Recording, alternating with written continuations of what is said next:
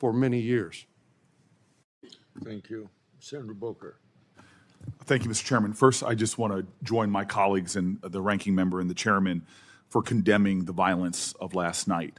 We all abhor political violence and should, in every way, I think, investigate. And as the ranking member said, I think that it would be good to have a briefing from the FBI. I take note of something as one of the bipartisan leaders of our efforts on anti-Semitism to note that hate crimes in this country targeting religious groups are seen in so many of America's great religions, but none come close to the targeting of American Jews. And that should be an added layer of analysis as we try to combat this kind of violence and these kind of hate crimes. Mr. Chairman, I wanted to make 3 points very quickly and ask for some oversight hearings. Trump's Department of Justice has taken numerous concerning actions that demand the committee to exercise constitutional oversight. We are a co-equal branch in a government with checks and balances, and we need to address these issues in hearings.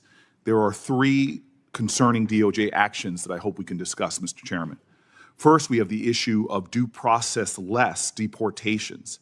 This week, the conservative Cato Institute reported that over 50 of the Venezuelans imprisoned in El Salvador came to the U.S. legally with advanced U.S. government permission and entered at an official border crossing.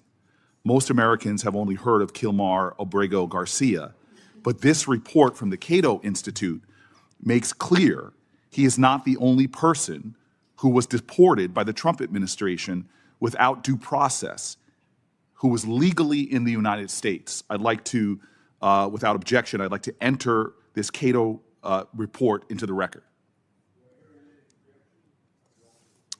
I want to reiterate the committee's request led by my colleague, Senator Welch, for an oversight hearing into the circumstances surrounding the deportations of more than 200 people removed to El Salvador under the Alien Enemies Acts, including the 50 individuals who, I repeat, entered the country legally through, with our permission and are now in what is one of the more awful prisons on this planet. Mr. Chairman, you have for decades led and championed the Senate Judiciary Committee's exercise of our oversight, and we need to know who are these 50 people. Can we at least confirm their names and that they're still alive? And understand that an assault on due process anywhere is a threat to the due process rights everywhere. We have seen a 9-0 Supreme Court affirm that. Secondly, at last week's markup, you talked about the Department of Justice's cancellations of public safety grants. Here I have an unanswered letter I wrote on April 30th that was signed by every Democratic member of this committee and 30 Democratic senators total, which I'd like to enter into the record. Is there objection? I hear none, so it's entered.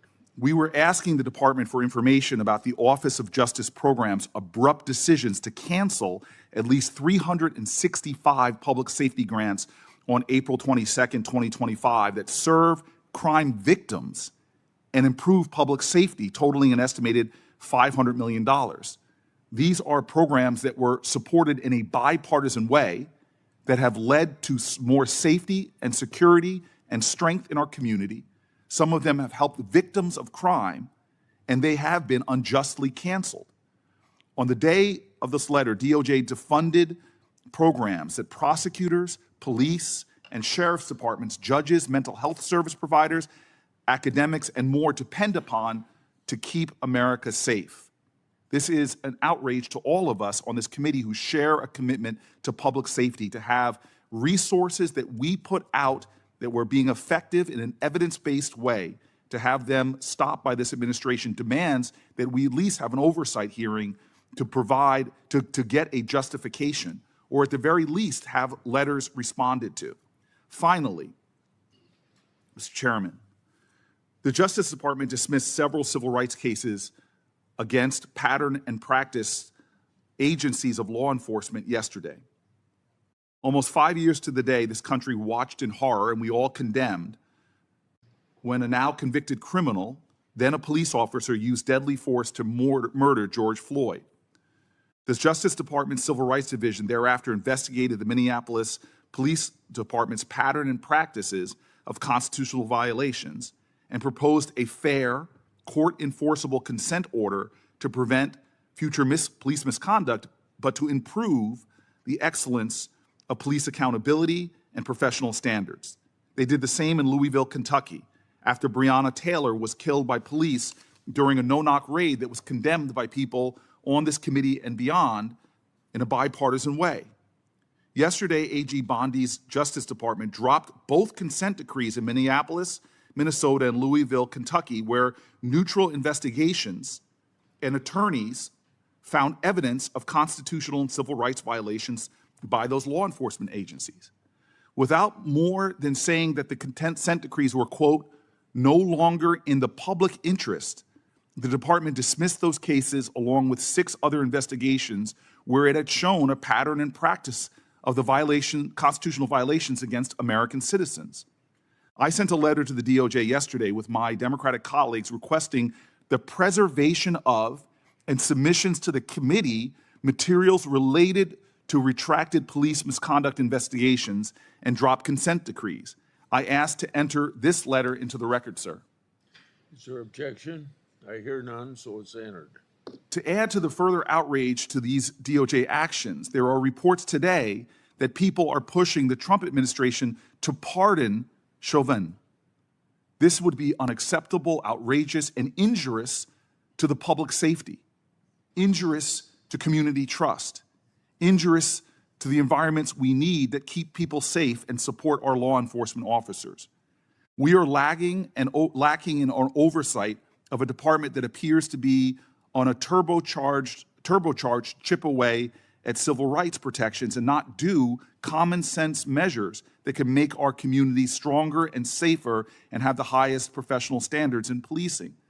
I ask again for this third time that you hold an oversight hearing so that we can get some of the answers that Congress and the public deserve. As someone who used to be a mayor and oversee a police department that itself had a pattern and practice investigations, this is not to an end other than making our police department stronger, raising our professional standards, deepening trust, and ultimately creating an environment where we have greater community safety. I hope on these 3 issues we can have oversight hearings soon. Thank you, Mr. Chairman. With all the requests for oversight hearings, I think we're going to have to prioritize that. Before I call on the senator from Rhode Island, you mentioned something I said last week about grants, and I think I had information yet before the meeting was over that grants for nonprofits and law enforcement, that they were going to reinstitute the ones for law enforcement. That's what I think I said last week, Senator Whitehouse. Mr. Chairman, can I respond to that, sir? Yeah. Some of the proudest work that I've seen in this committee done by people on both sides, courageous leadership by Senator Cornyn and people on our side of the aisle, passed this extraordinary bill on public safety. And a lot of those grants weren't just to law enforcement that were improved. They were to address mental health, something we've all talked about on both sides of the aisle. To focus just on grants directly to law enforcement and not the grants that are going to institutions that help people with mental health. We know a lot of the gun crimes in our country have a lot of unaddressed mental health illness there. And so all of these grants are important, sir, not just the ones that are vital for law enforcement, but also the ones that are vital for public safety that go to nonprofits that deal with things like mental health that are critical for public safety. Well, Senator Whitehouse and Senator Schiff withhold. We've got 11 people here, and I'd like to vote on